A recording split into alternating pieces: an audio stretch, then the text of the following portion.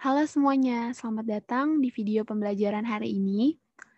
Pada video kali ini akan dibahas mengenai materi biologi kelas 11 yang berjudul sistem saraf.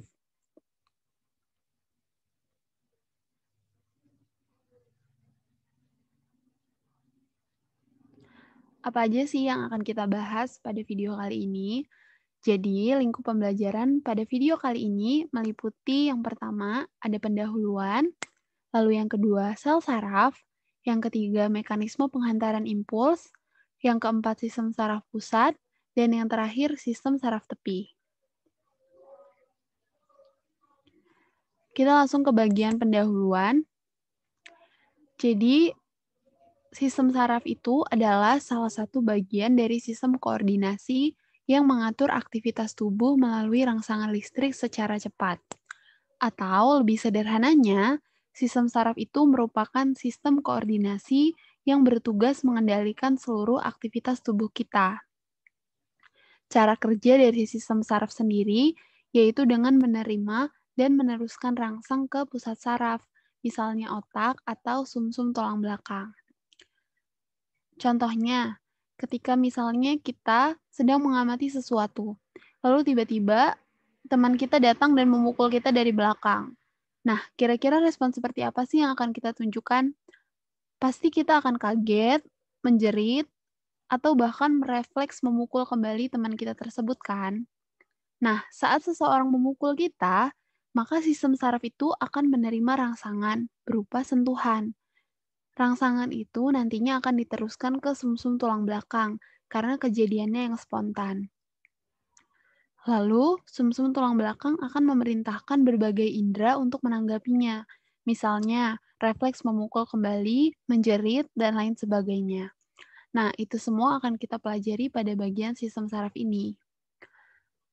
Untuk komponen sistem saraf sendiri, itu terdiri atas sel saraf, sistem saraf pusat, dan sistem saraf tepi.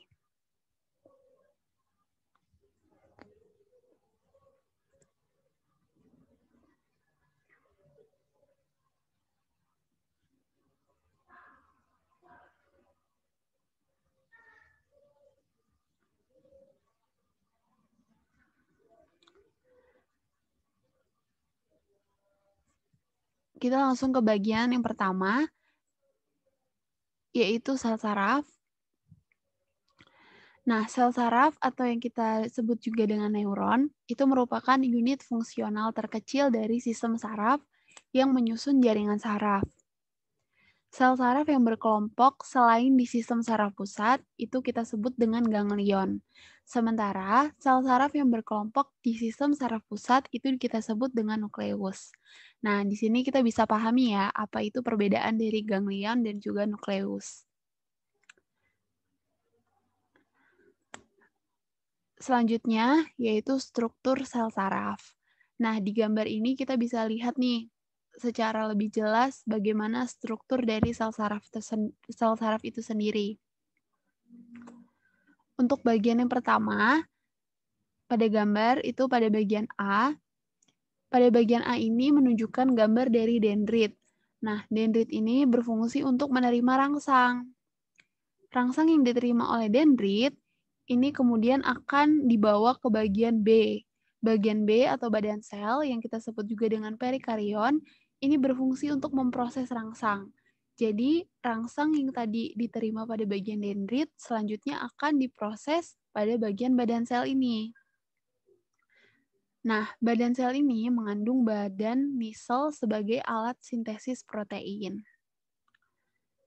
Untuk yang selanjutnya, pada bagian C, pada gambar yang bisa kita lihat, bagian C ini adalah akson. Nah, akson ini berfungsi untuk menghantarkan rangsang menuju sinapsis dan diselubungi oleh mielin. Kita bisa lihat ya pada bagian gambar, bagaimana bagian C ini atau akson itu dari ujung ke ujung, yang mana fungsinya itu untuk menghantarkan rangsang. Lalu, ujung awal aksonnya ini kita sebut dengan akson hilok. Lalu pada bagian ujung akhir, pada bagian ujung kanan, itu disebut dengan akson terminal. Lalu yang selanjutnya untuk bagian D, itu adalah sel Schwann. Kita bisa lihat ya pada bagian gambar, sel Schwann ini merupakan sel glia atau penunjang sel saraf yang berupa lemak yang berfungsi untuk menghasilkan selubung mielin. Nah, selubung mielin sendiri itu ada pada bagian E, kita bisa lihat pada gambar, yang fungsinya ini untuk melindungi akson dan memberikan nutrisi. Lalu pada bagian F, itu disebut dengan nodus Ranvier atau celah. Nah, nodus Ranvier ini memiliki fungsi untuk mempercepat hantaran rangsang. Dan pada bagian yang G, itu disebut dengan sinapsis, yang berfungsi untuk meneruskan rangsang ke sel saraf selanjutnya.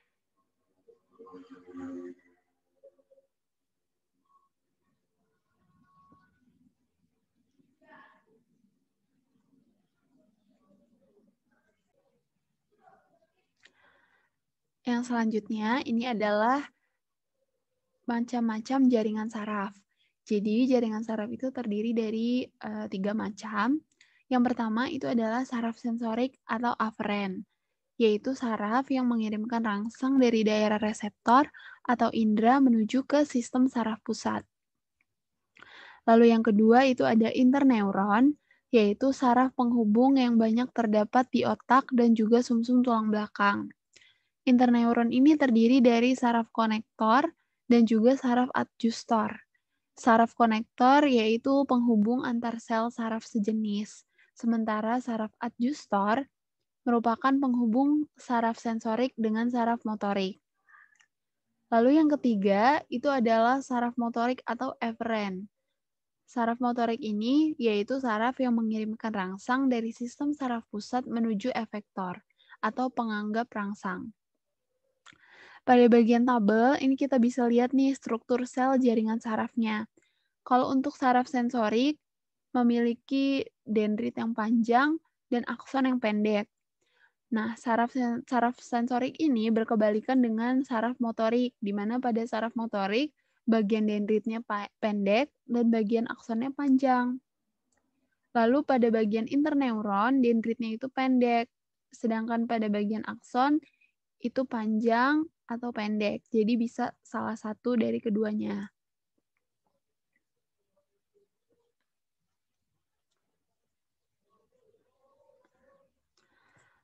Berdasarkan bentuknya, sel saraf itu terbagi menjadi 3. Kita bisa lihat pada bagian gambar, yang pertama itu adalah saraf multipolar.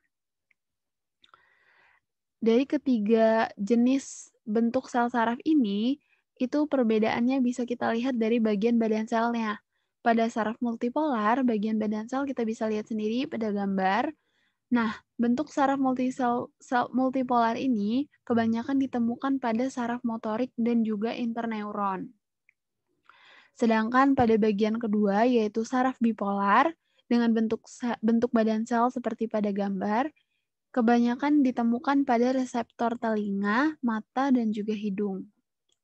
Lalu untuk saraf unipolar, dengan bentuk badan sel yang terlihat pada gambar, sel saraf jenis ini kebanyakan ditemukan pada saraf sensorik dan juga reseptor alat indera.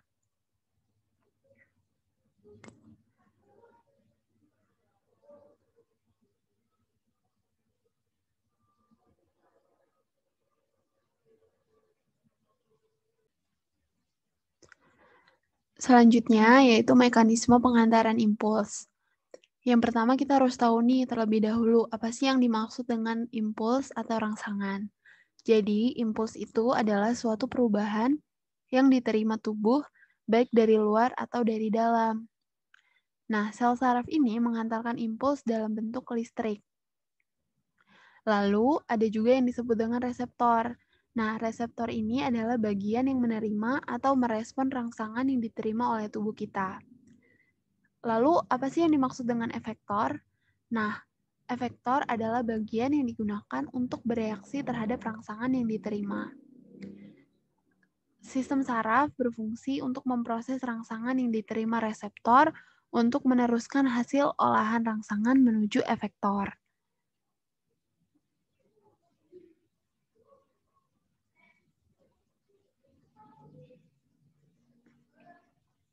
Ini masih mengenai mekanisme penghantaran impuls.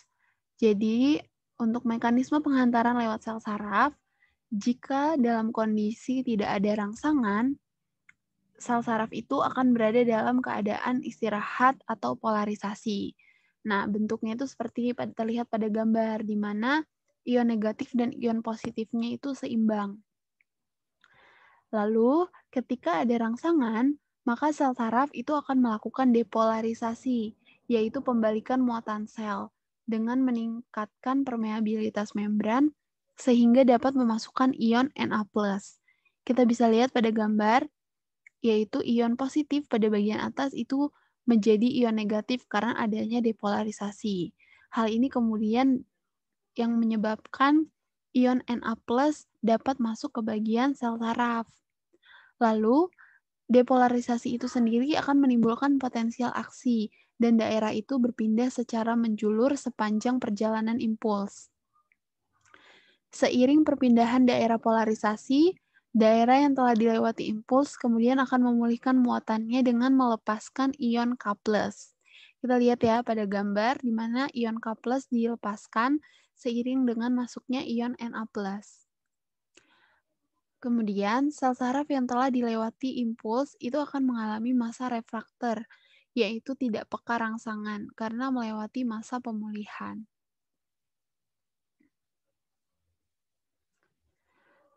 Berikut ini adalah struktur sinapsis.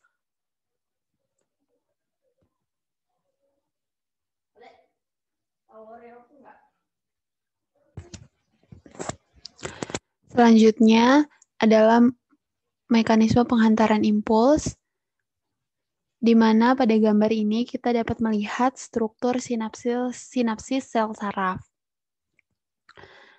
Pada gambar ini, kita dapat melihat penjelasannya di bagian kanan, yaitu pada bagian A. Pada bagian A ini adalah tombol sinapsis, yaitu ujung akhir dari akson yang membentuk tombol. Lalu pada bagian B, itu merupakan neurotransmitter, yaitu zat kimia penghantar impuls antar sel saraf yang dihasilkan oleh sel saraf prasinapsis. Neurotransmitter ini terdiri dari 4 macam. Yang pertama itu ada asetilkolin pada bagian seluruh tubuh, lalu noradrenalin yang terdapat pada sistem saraf simpatik, lalu serotonin yang terdapat pada sistem saraf pusat, dan dopamin yang juga terdapat dalam sistem saraf pusat. Pada bagian gambar selanjutnya, yaitu pada bagian C, yang ditujukan pada gambar, itu merupakan bagian vesikel sinapsis, yaitu kantung yang berfungsi untuk menyimpan neurotransmitter sebelum digunakan. Lalu pada bagian D, itu merupakan membran prasinapsis, pada bagian E, yaitu celah sinapsis, pada bagian F, membran postsinapsis, lalu pada bagian G, itu adalah reseptor protein, yaitu protein yang mengikat neurotransmitter.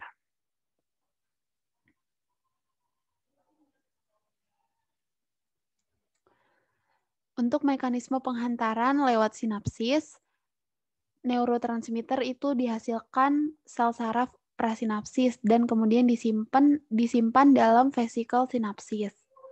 Ketika impuls tiba di tombol sinapsis, maka membran prasinapsis itu akan meningkatkan permeabilitas membran, sehingga Ca2+ dapat masuk. Masuknya Ca2+ itu akan menyebabkan vesikel sinapsis keluar dari membran prasinapsis dan melepaskan neurotransmitter menuju celah sinapsis. Neurotransmitter kemudian diterima reseptor protein pada membran postsinapsis, dan impuls kemudian dilanjutkan ke sel saraf berikutnya.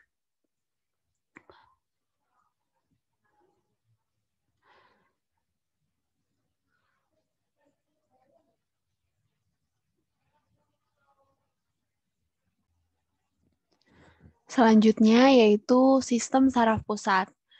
Seperti terlihat pada bagian kanan, yaitu pada gambar, kita dapat melihat struktur atau susunan dari sistem saraf pusat. Jadi, sistem saraf pusat itu terdiri dari otak dan juga sumsum tulang belakang. di mana pada bagian ini itu tersusun atas substansi kelabu yang ditunjukkan pada gambar atau kita sebut juga dengan glisea yang berupa kumpulan badan sel saraf dan juga substansi putih atau alba kita bisa lihat pada bagian gambar yang berupa serabut saraf atau akson saraf. Sistem saraf pusat ini dilindungi oleh rangka yang berupa tengkorak dan juga ruas-ruas tulang belakang atau sumsum tulang belakang dan tersambung oleh balok otak dan rongga yang disebut dengan ventricle. Bagian sistem saraf pusat juga ini dilindungi oleh selaput yang kita sebut dengan meninges yang merupakan jaringan ikat yang terdiri dari lapisan piameter atau dalam, arachnoid tengah, dan durameter bagian luar. Sistem saraf pusat juga berisi cairan getah bening yang disebut dengan cairan cerebrospinal.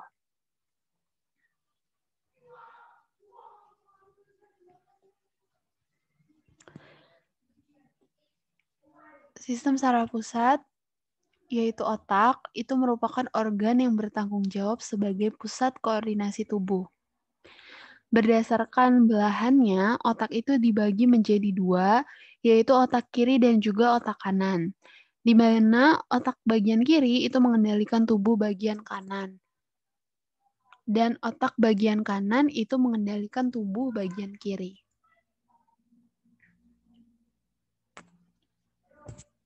Berdasarkan perkembangan sewaktu embrio, otak itu dibagi menjadi 3 bagian. Bagian yang pertama yaitu otak depan atau prosencephalon yang terdiri atas telencephalon yaitu otak besar dan diencephalon yaitu talamus, hipotalamus, kelenjar pineal, kelenjar hipofisis, dan lain-lain. Lalu bagian otak yang kedua yaitu otak tengah atau mesencephalon. Yang ketiga bagian otak belakang atau rhombencephalon, di mana otak belakang ini terdiri atas metencephalon dan juga mielencephalon. Gabungan dari mesencephalon, pons Farolli, dan juga medula oblongata itu disebut dengan batang otak. Nah, pada gambar ini ditunjukkan bagian-bagian otak secara umum. Di sini kita dapat bisa melihat ya, dengan lebih jelas bagian-bagian dari otak.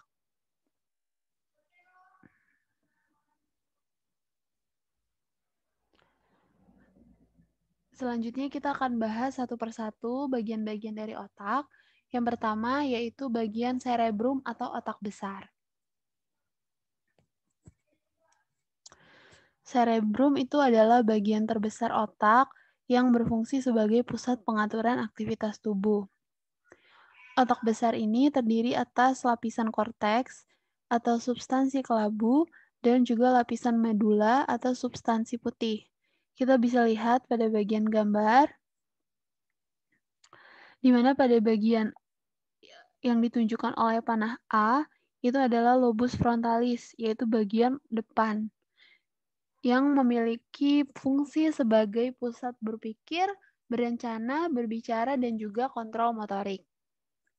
Lalu, pada bagian B, yaitu adalah lobus parietalis, atau bagian atas atau ubun-ubun, yaitu sebagai pusat indera perabaan, indera pengecap, rasa sakit, kewaspadaan, dan pengolahan informasi dari berbagai reseptor.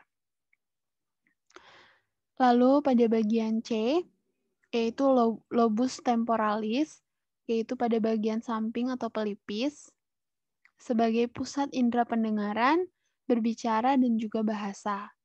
Lalu pada bagian D, lobus occipitalis atau belakang, sebagai pusat indera penglihatan, memori penglihatan, dan juga membaca.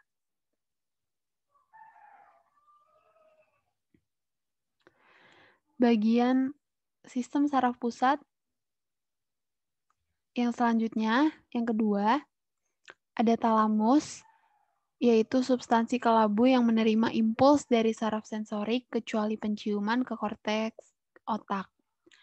Talamus ini melakukan persepsi dan perwujudan fisik luar terhadap rasa sakit dan juga emosi.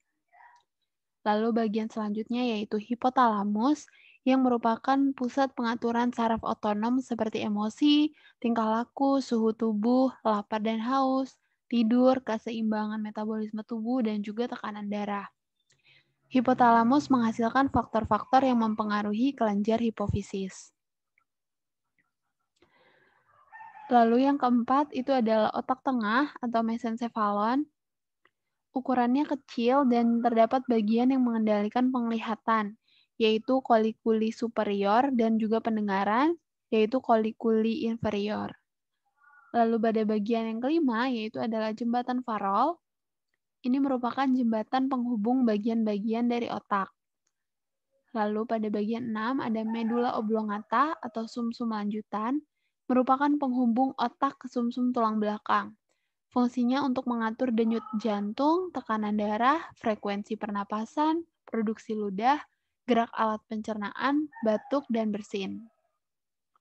Lalu pada bagian yang ketujuh, yaitu cerebellum atau otak kecil, merupakan bagian terbesar kedua otak sebagai pusat keseimbangan dan koordinasi gerak.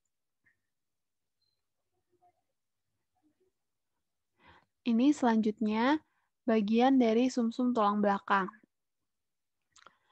Sumsum tulang belakang atau medula spinalis ini merupakan organ yang bertanggung jawab atas pusat koordinasi gerak refleks. Jadi seperti contoh yang tadi disebutkan di awal, ketika kita dipukul secara tiba-tiba, maka kita secara refleks akan kaget kan, dan kita kemudian akan menjerit atau bahkan akan memukul kembali orang yang memukul kita.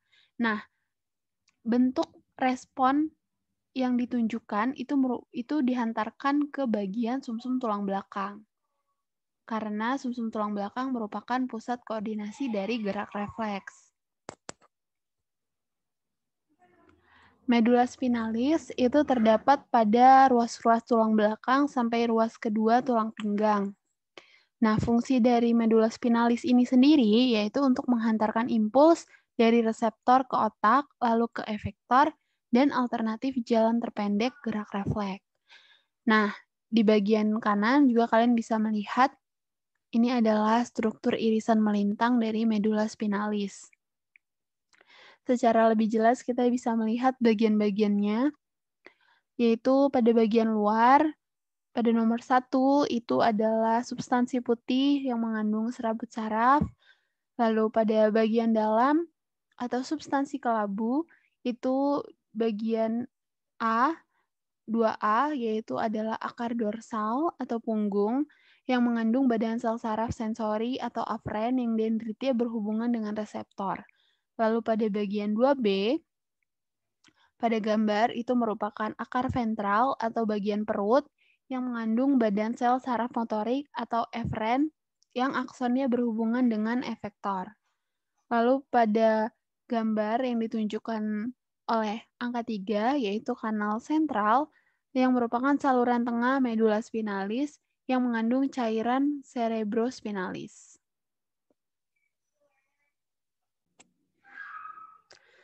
Setelah kita membahas mengenai sistem saraf pusat, selanjutnya ini akan dijelaskan mengenai sistem saraf tepi.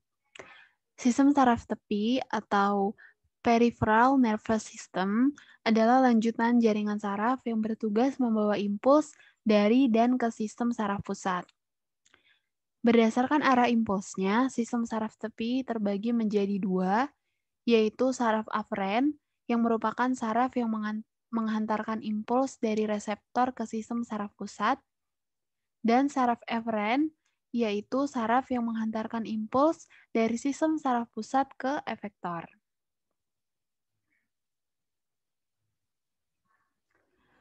Berdasarkan asalnya, sistem saraf tepi ini terdiri dari yang pertama ada saraf kranial. Nah, saraf kranial ini berjumlah 12 pasang dan merupakan percabangan dari otak atau kepala. Menurut sifatnya, saraf kranial ini terdiri dari saraf sensorik dan juga saraf motorik. Lalu ada juga saraf gabungan. Bagian saraf sensorik itu ditunjukkan pada gambar 1, 2, dan juga 8. Lalu untuk saraf motoriknya itu terlihat pada gambar nomor 3, 4, 6, 11, dan 12. Untuk saraf gabungan itu kita bisa lihat pada gambar nomor 5, 7, 9, dan 10. Nah, pada bagian tabel ini kita dapat melihat nih, apa nama dari masing-masing gambar yang ditunjukkan. Lalu kita juga bisa lihat saraf sensoriknya dan juga saraf motoriknya. Ini nanti kalian bisa baca sendiri ya untuk masing-masing tabelnya. Lalu yang kedua dari sistem saraf tepi itu adalah saraf spinal. Saraf spinal ini berjumlah 31 pasang dan merupakan percabangan dari sumsum tulang belakang dan campuran saraf sensorik dan motorik.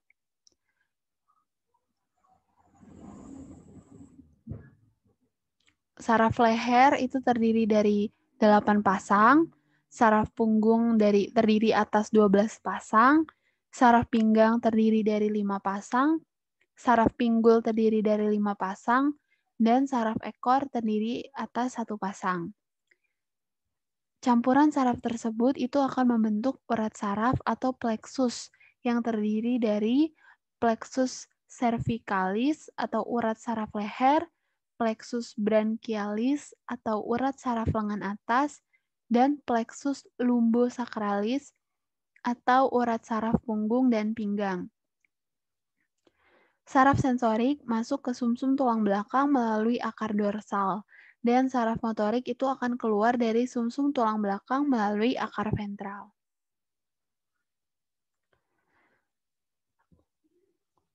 Untuk jenis sistem saraf tepi berdasarkan fungsinya itu dibedakan menjadi 2 jenis. Yang pertama itu dari saraf somatik atau sadar, yaitu saraf yang menghantarkan impuls sampai ke efektor berupa otot rangka. Sedangkan saraf otonom atau saraf tidak sadar adalah saraf yang menghantarkan impuls sampai ke efektor berupa otot polos, otot jantung, dan juga kelenjar. Sifat kerja saraf otonom itu terdiri dari saraf simpatik dan saraf parasimpatik yang bersifat antagonis. Nah, untuk melihat perbedaan dari saraf simpatik dan parasimpatik, kita bisa lihat dari bagian tabel, di mana saraf simpatik itu serabut praganglionnya pendek, sedangkan pada parasimpatik serabut praganglionnya panjang. Lalu pada bagian simpatik serabut pascaganglionnya panjang, sedangkan pada bagian parasimpatik itu serabut pascaganglionnya pendek. Lalu untuk bagian saraf simpatik itu terdapat pada mekanisme fight or flight, yaitu kondisi waspada. Sementara pada saraf parasimpatik, kondisinya yaitu mekanisme rest and digest, atau bagian istirahat. Lalu pada neurotransmitter di bagian saraf simpatik itu merupakan noradrenalin. Sementara pada bagian saraf parasimpatik, neurotransmitternya itu berupa asetilkolin. Ini bisa kalian pahami sendiri ya perbedaan antara saraf simpatik dan juga saraf parasimpatik. Lalu pada tabel selanjutnya itu ada pengaruh saraf simpatik dan juga parasimpatik. Di mana pada bagian simpatik, organ berupa pupil mata itu selalu berada dalam keadaan saraf simpatik. Bronkus keadaan parasimpatik, denyut jantung pada keadaan simpatik, diameter pembuluh darah pada keadaan parasimpatik, tekanan darah yaitu simpatik, kelenjar ludah parasimpatik, getah lambung parasimpatik, usus parasimpatik, kandung kemih simpatik, dan pengeluaran urin parasimpatik. Jadi dari kedua tabel ini kita pasti sudah bisa memahami ya perbedaan dari antara saraf simpatik dan juga parasimpatik. Baik, demikianlah penjelasan materi mengenai sistem saraf yang dapat saya sampaikan. Saya mohon maaf apabila terdapat kesalahan dalam penjelasan atau kekurangan yang secara sadar maupun tidak sadar saya lakukan ketika saya sedang menjelaskan di video ini. Selanjutnya saya ucapkan terima kasih untuk kalian yang sudah mau menonton video ini. Semoga video pembelajaran mengenai materi sistem saraf ini dapat menambah wawasan kalian dan lebih membantu kalian dalam belajar. Sekali lagi saya ucapkan terima kasih.